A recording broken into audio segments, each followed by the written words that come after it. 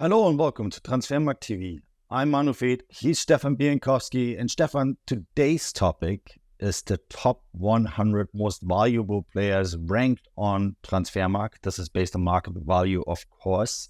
Market value does not determine whether a player is a good player or a bad player. It's just what clubs would probably pay for him on an open market.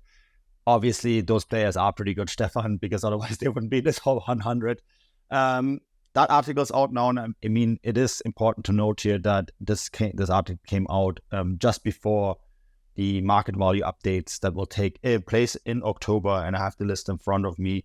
The big league start, of course, on September 29th with Portugal, and then on October 9th is England, October 11th is Italy, October 13th is Spain, and on October 16th we have France, October 17th the Netherlands, which I guess is now a top league based on UEFA ranking. October 18th, Germany, and then, of course, I don't think they have a player in that top category yet. Maybe have after the update. It all wraps up on October 23rd with Belgium. Stefan, anything that stood out to you in this top 100 before we go into this session of market value updates? Yeah, I think it's just a fascinating moment in the season, really. You know, we've had already, I mean, we've kind of come to terms and let the dust settle with a really ferocious summer transfer window. A huge amount of money was spent, which, you know, transfer fees do have some indication on the market values. By no means the kind of key factor, but it is a factor that is certainly taken into account.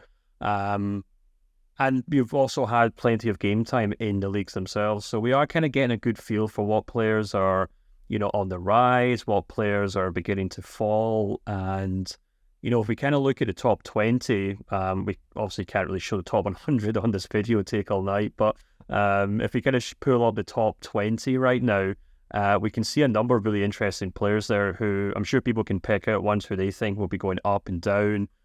You know, obviously age is a huge factor, how each club in particular has done in Europe. Even actually a lot of it can come down to also transfer speculation, because there's actually a number of players on that list, perhaps in the top 10 in particular, actually, who, you know, there's a huge amount of speculation of them in the summer, but no transfer bids actually came for them. So there's maybe some degree of, you know, players having a huge amount of buzz around them or having a huge reputation, but the market hasn't actually suggested that they're worth spending that amount of money on right now. So, you know, as things stand, Erling Haaland is top alongside Kylian Mbappe. Haaland's top just because he's a year younger, and, you know, when the players are the same age, we rank the younger one above them. Vinicius Jr. is third, Jude Bellingham fourth, Bukayo Saka, fifth, and then there's Victor Osimhen sixth, and on and on and on it goes. A number of great players there. But yeah, I think there's probably quite a few players who might actually make some interesting ups and downs, Manu, between now and when this kind of series of market value updates get finished. Yeah, I think the thing that stood out to me too when I put together the article last night was that 4 players from Real Madrid in the 100 million euro plus category. That is an extraordinary figure, and kind of also reminds you how special of a club Real Madrid is, right? And when you compare it, of course, the only other team with more than one player in that list in the top 10 is Manchester City. Makes sense, the Champions League winner. But it's a really, I think, you know, you can fight over the exact details of these market values, but I think it is a pretty fair indication of where these players stand. I mean, maybe one that stood out to me a little bit is Victor Osimhen. I think you and I both think that, you know, he has to justify this high of a market value for us first, despite being really good. But, you know, he's in the 100 million euro club. But let's maybe talk about some of the players. I think we both picked one that we think needs to rise in this top 100, and we both picked one that should drop. Why don't you start with your player that you think should rise? Yeah, let's start on a good note, shall we? Yes. I think probably one of the obvious candidates is Josko Gvardiol. You know, one of the tipped to be one of the best defenders in the world after a really impressive couple of seasons at RB Leipzig. Completed a 90 million euro move to Manchester City in the summer. If I'm not mistaken, there might be some future fees included in that as well, some additional clauses. And he's more or less been a kind of regular starter in Pep Guardiola's team since then. So I think he's a prime example of a player who's, the sky's really the ceiling for him in terms of his market value. He plays in a position that's integral to the team. He's extremely young. He recently went for a transfer fee above his market value, and he's now playing for the team that won everything last season. He's stepped right into that first team. So yeah, I wouldn't be surprised at all if we saw Josko Gvardiol move above his €75 million market value, and then potentially into the top 20 players in the world. Yeah, interesting that you picked a Leipzig player that's gone to the Premier League, because I did the same thing, and I picked Dominik Szoboszlai, the Liverpool attacking midfielder.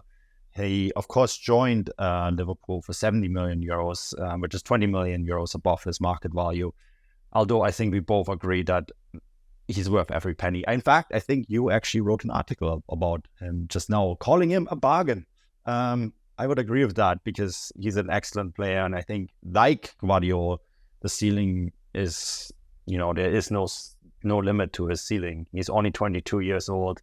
We forget how young he is, because he's already been around for so long, right? And yeah, it's already a productive player. I think his market value will probably be much closer to the actual fee that Liverpool paid in the end of the day, which I think is probably a pretty close reflection of where he stands as one of the best players in the world. Okay, well, that's the positives. Now to the negatives. Stefan, who do you think should drop? Yeah, it's probably an easy target to pick a Chelsea player right now, but it really does go without saying. We're talking about a club here who spent an absolute fortune on players from around Europe, and it just hasn't really come together yet. And I think one prime example of that will be Enzo Fernandez. We've seen he joined the club for, if I'm not mistaken, about €110 million, I think, maybe higher than that. It was certainly a record at the time. I think Chelsea have since broke that themselves, maybe twice in the previous windows. And by no means am I suggesting that all of Chelsea's problems lie at Enzo Fernandez's feet, but I think this is just a case of the market, or at least our market values, correcting themselves in that regard. He's still a very young player. He's a World Cup winner. He's still a decent player by all means, but I think it's probably just the overall kind of devaluation of maybe Chelsea players at the moment, because they're simply not performing. And his value might start coming back down to kind of normality, simply due to the fact that Chelsea probably overpaid for him, and he hasn't been able to single-handedly kind of drag them up the table. So yeah, I think gravity will probably play a large part in this one. Yeah, returning to the means, right? That is what my player is going to do as well, and it's another Chelsea player, Mykhailo Mudryk.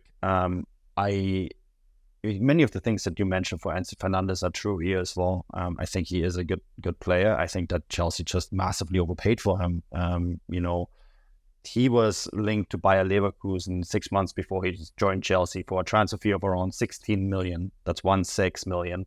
And he then ended up going to Chelsea for a base fee of 70 million plus 30 million euros in bonuses. Obviously, we adjusted his market value accordingly to 60 million.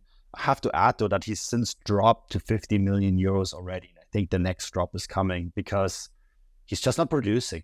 Whether that's him or whether that's this Chelsea side, that is, the jury is, I think, still out on that. But he looks a lot more like that 16 million euro player that Leverkusen wanted to develop, rather than the almost 100 million euro player that Chelsea bought. And that is, I think, a really interesting question in general about Chelsea. Every year we do these articles about, how much did it cost for a team to put together, for a club to put together a squad with a certain market value. And I'm pretty sure when the dust settles on these market value updates, or the Premier League market value update, Chelsea will be one of those clubs that spend way more than their actual squad value. And that's because of players like Enzo Fernandez and Mykhailo Mudryk, Stefan. Yeah, absolutely. I actually did a recent article on Manchester United's struggles to really kind of develop the players that they sign. And, if you look at the purchase value, which is the amount of money that the club spent on these players, and their then corresponding market values down the line, Manchester United actually have the biggest deficit in the Premier League. I think it's about 118 million euros off the top of my head. And Chelsea are second last. And, it might not seem like a huge amount of money in comparison to how much these clubs spend, but if you compare it to the likes of Arsenal, Manchester City, and Liverpool, their market values, the difference between their purchase value and their market values, i.e., how much these players' market values have increased since the players were signed for a certain fee. All three of those clubs are in the positives by hundreds of millions of euros. So it is night and day compared to how these two clubs, or how these clubs are run right now. And you're right in that, unfortunately, that corresponds to each player's market value dropping as well. Yeah, this is always a fascinating exercise. We have to, of course, wait and see what the actual outcome will be by the end of October when all the market values have been updated. So keep your eye on the site. These market values will come out in quick succession throughout the month of October. Then you can, of course, go and check out the various statistics. You can see how your club has performed in terms of signing players and how that's affected their squad value. So, yeah, whatever your heart desires, Transfermarkt has it in statistics form. So check it out. We'll be back soon with more content. Until then, cheers and bye-bye.